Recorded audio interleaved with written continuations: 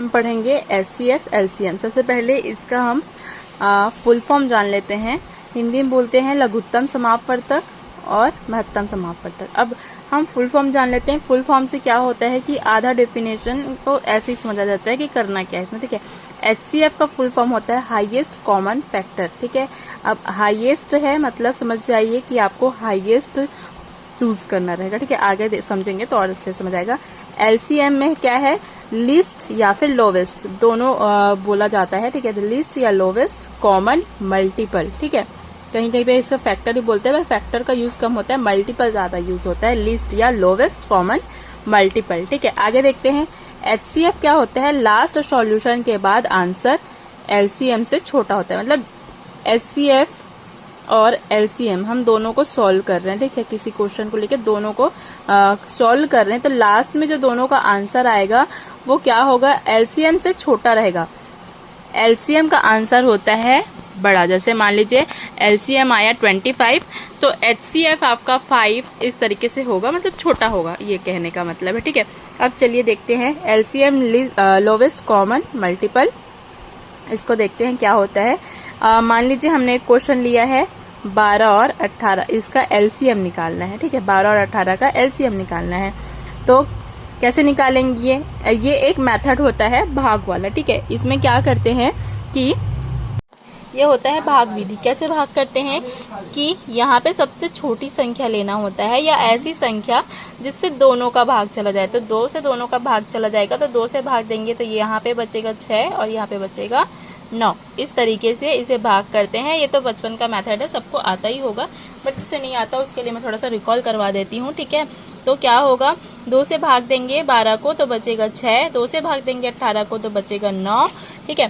फिर 2 से भाग देंगे 6 को, ठीक है, तो बचेगा 3, और 9 2 से भाग नहीं जाएगा, इसलिए 9 एज 30 रहेगा। चाहते तो यहाँ पे आप 3 से भी भाग दे सकते थे, तो दोनों चला जाता, पर बाद में आके 2 से आपको भाग देना ही पड़ता, इसलिए पहले ही मैंने 2 से भाग दे दिया, ठीक है। अब 3 से भाग देंगे तो 3 एकम 3, 3 तिया 9, ठीक। फिर 3 से 3 एकम 3, तो क्या बचा 2। ये शेषफल जब तक 1 ना आ जाए यहाँ पे, ऐसी संख्या जो 12 की और 18 दोनों के पहाड़ा में आए, तो 12 एकम 12, 12 दूनी 24, 18 पहाड़ा में 12 एकम 12, 12 दूनी 24 आता है क्या, नहीं। 18 दूनी 36 और 12 तिया 36, तो ये दोनों के पहाड़े में आता है। ऐसी सबसे लिस्ट, क्योंकि यहाँ लोवेस्ट और लिस्ट दिया हुआ है, ठीक है।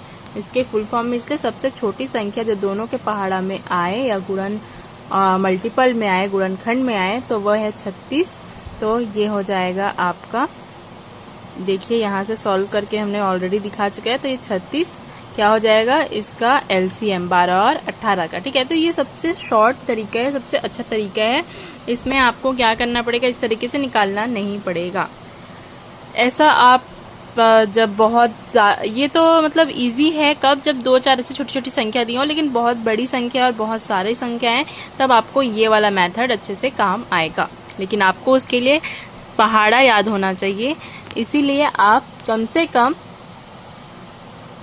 30 तक का पहाड़ा, ज्यादा नहीं बोलूंगी, 30 तक का पहाड़ा तो याद रखिए ही, और अगर ज्यादा कर सकते हैं तो और अच्छी बात है, ठीक है। अब देखते हैं एक और एग्जाम्पल के साथ, ठीक है। 12, 18 और 15 का एलसीएम निकालना है, ठीक है। सेम वही एग्जाम्पल लिया है, बस इसमें मैंने एक संख्या और ऐड कर दिया है, ठीक है। तो भाग वाला मेथड तो आपने सीख ही लिया है, ठीक है। तो ये भाग वाला मेथड, ठीक है, इससे निकालेंगे तो आया कितना, 180, ठीक है। अब सेम किससे निकालेंगे, ये फास्ट मेथड से, ठीक है, जिसमें पहाड़ा पढ़ना होता है, ठीक है। तो 12 का पहाड़ा, 18 का पहाड़ा और 15 का पहाड़ा इतना बार पढ़ना है, मतलब कि 180 तो आपको पहले से पता, इसलिए मतलब इतना आए कि तीनों में वो संख्या आए और वो सबसे छोटी संख्या हो। जैसे 18 का पहाड़ा सबसे बड़ी संख्या का पहाड़ा पढ़ लेते हैं, ठीक है। तो 18 का पहाड़ा पढ़ते हैं, क्योंकि अगर जो इसमें आएगा मतलब वो इसमें भी आ सकता है, इसमें भी आ सकता है, वो चेक भी करना होगा, ठीक है। 90 क्या होता है, 15 पहाड़ा में आता है, हाँ आता है। 12 पहाड़ा में आता है क्या,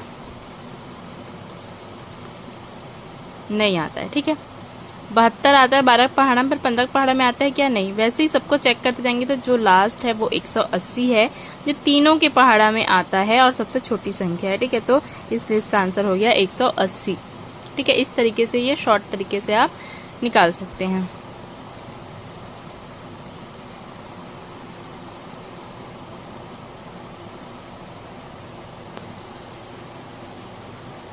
ओके, अब क्या करना है, हम HCF निकालेंगे। ठीक है, HCF भी सेम क्वेश्चन लेते हैं। HCF के लिए, HCF में भाग विधि का ही काम आता है, लेकिन इसमें एक साथ नहीं होता। ठीक है, अलग अलग होता है। और इसमें क्या करना होता है, कॉमन फैक्टर ढूंढना होता है। ठीक है, LCM में क्या होता है, लिस्ट कॉमन, जो सबसे छोटा कॉमन होता है। ठीक है, और इसमें हाईएस्ट कॉमन ढूंढना होता है। ठीक है, तो देखिए इसमें कॉमन क्या दिख रहा है, 3, इसमें भी है, इसमें भी है, इसमें भी है। ठीक है, तो 3 जो है इसका कॉमन फैक्टर है, तो इसका HCF क्या होगा, इसका HCF 3। ठीक है, और LCM इसी क्वेश्चन का क्या निकला था, 180। मतलब मैंने जो एक पॉइंट स्टार्टिंग में बताया था कि लास्ट जो सॉल्यूशन है उसके बाद आंसर जो होगा वो LCM हमेशा क्या होगा, बड़ा होगा, और HCF हमेशा छोटा होगा। ठीक है,